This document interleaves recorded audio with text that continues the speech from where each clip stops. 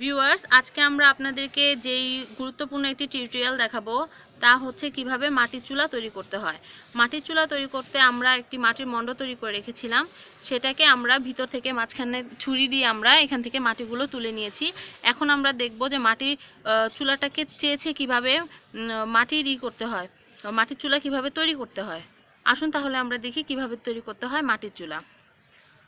ঢাকায় এখন অনেক গ্যাস সংকট, তাই মাটির চুলা তৈরিটা যদি আমাদের জানা থাকে তাহলে আমরা গ্যাস সংকট মোকাবেলা করতে সক্ষম হব। তাই এখন আমরা আমাদের এই টিউটোরিয়ালটা আপনাদের জন্য তৈরি করেছি।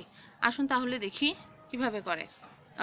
এই মাটির চুলা তৈরি করতে আমাদের যে উপকরণগুলো লাগছে তা হচ্ছে মাটি। চুলা তৈরি করতে মাটি লাগছে আমাদের প্রায় হাফ বালতির মতো, একটা ছুরি লাগছে আমাদের এরকম লম্বা একটা ছুরি, পানি, আপাতত এই লাগছে আমাদের। আর আমরা চুলাটা যেই ইটের উপর বসিয়েছি সেটা হচ্ছে একটা পরিত্যক্ত একটা বোল।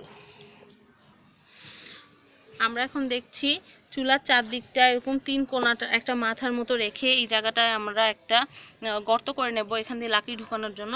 এখন আমরা চারদিক থেকে চেঁচে নিচ্ছি।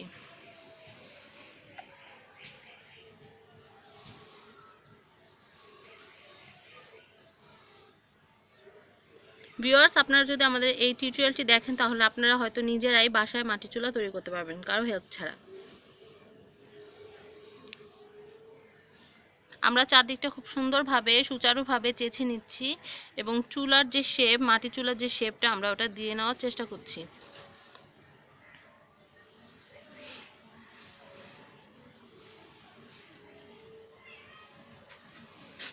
এই দেখুন ভিউয়ার্স, আমি আপনাদের সুবিধার জন্য বলে দিচ্ছি, এই যে এটা হচ্ছে তিনটা মাথা, যেখানে আমরা কোনো পাতিল বা আমাদের যেই হাঁড়িতে আমরা রান্না করব সেটা আমরা এখানে বসালে এটা আটকে থাকবে।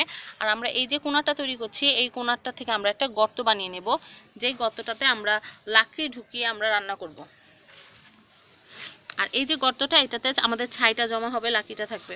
এখন আমরা দেখব এই যে কিভাবে গর্ত করে ইটা বানানো হয়। লাকড়ি দেওয়ার যে গর্তটা সেই গর্তটা কিভাবে কেটে নিতে হয় এখন আমরা সেটা দেখব।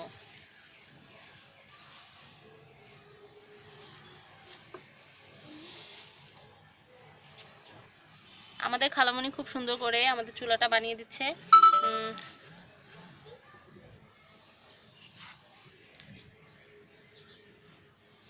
ভিউয়ার্স, এভাবে খুব যত্ন সহকারে কাটতে হবে, যেহেতু এই পার্টটা অনেক অনেক পাতলা একটা পার্ট। এই পার্টটা যেন নষ্ট না হয় আমাদের সেদিকে খেয়াল রেখে আমাদের খুব সতর্কতার সাথে আমাদের মাটির চুলার গর্তটা কেটে নিতে হবে।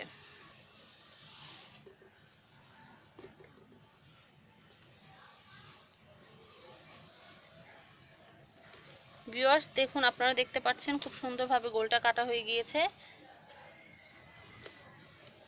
এটা এমনভাবে কাটতে হবে যাতে লাকড়ি দিয়ে খুব সহজে রান্না করা যায়।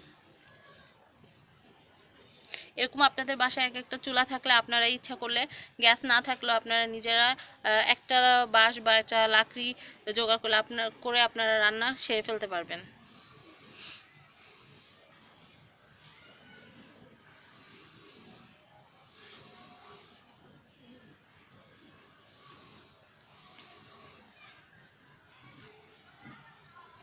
ভিউয়ার্স, আমাদের মাটির খণ্ডটা আস্তে আস্তে চুলার রূপান্তর হচ্ছে আমরা দেখতে পাচ্ছি।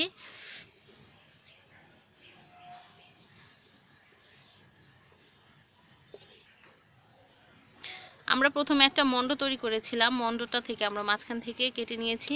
এখন আমরা ছুরি দিয়ে সুন্দরভাবে ছেঁচে নিচ্ছি।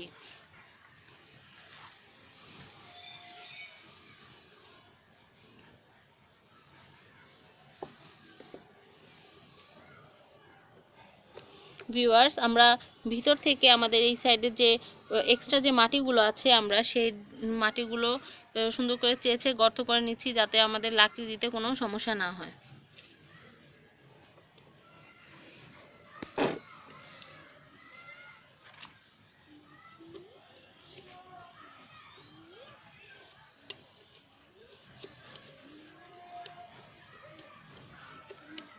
ভিউয়ার্স, আমাদের মাটিটা চুলার শেপটা যখন একদম পুরো চাচা হয়ে যাবে তখন এটা মাটি দিয়ে লেপলেই আমরা যে প্রপার চুলাটা চাচ্ছি আমরা সেটা পেয়ে যাব। এখন আমরা ভিতরে যে মাটিগুলো আছে ওগুলো আমরা বের করে নেব। এখন আমরা উপরে পানি দিয়ে ভিজিয়ে নিচ্ছি।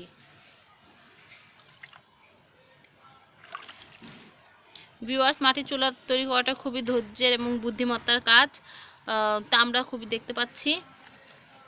আমরা যখনই করব ধৈর্য হারাবো না, আমরা ধীরে ধীরে কাজটা বারবার করার চেষ্টা করব। এই দেখুন, আমরা এখন এটা মাটি দিয়ে লেপবো। আমরা এই যে মুখগুলোকে আরো উঁচা করে দিচ্ছি। আমাদের যে কোনাগুলোতে আমরা পাতিল রাখবো সেটা আমরাও খুব ভালো করে তৈরি করে নেব। আমরা আবার মাটি করলাম। আমরা প্রথমে যেই চেঁচে যে ইটা বানালাম সেটা হচ্ছে আমাদের চুলার স্ট্রাকচারটা। এখন ওই স্ট্রাকচারটার উপরে আমরা এক্সট্রা মাটি দিয়ে এটাকে আরো ইমপ্রুভ করব।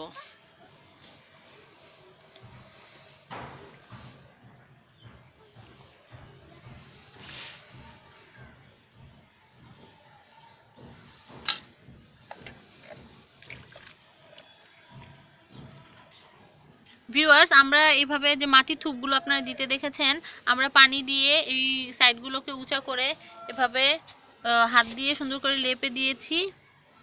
হাত দিয়ে লেপে রেখেছি। এইভাবে করে আমাদের একদিনের মতোই দেখুন, আমাদের চুলার ভিতরে এটা অনেক গভীর করেছি যাতে আমরা বড় হাঁড়ি পাতিল দিয়েও আমরা রান্না করতে পারি। বেশি ভারী রান্না জানি এটাতে করা যায় এবং বেশি জানি অ্যাশ এখানে ছাইটা জানি এখানে বেশি ধরে, এরকম আমরা গর্ত করে নিয়েছি। আমরা এভাবে হাত দিয়ে লেপে পানি দিয়ে এটাকে ভিজিয়ে নিচ্ছি। তারপর যে জায়গাগুলো ত্রুটি আছে, ত্রুটি বিচ্যুতিগুলোকে আমরা কভার করে দেওয়ার চেষ্টা করছি। এখানে আমরা আরও বেশি করে মাটি দিয়ে দিয়েছি যেন লাকড়ির ভাঁড়েটা ভেঙে না পড়ে। এইভাবে করে আমরা আরও একটা দিন এইভাবে রেখে দেব। এটা শুকালে তারপর আমরা আপনাদেরকে লেপে দেখাবো। ভিউয়ার্স, তাহলে আমরা একদিনের জন্য অপেক্ষা করব চুলাটাকে প্রপারলি শুকানোর জন্য।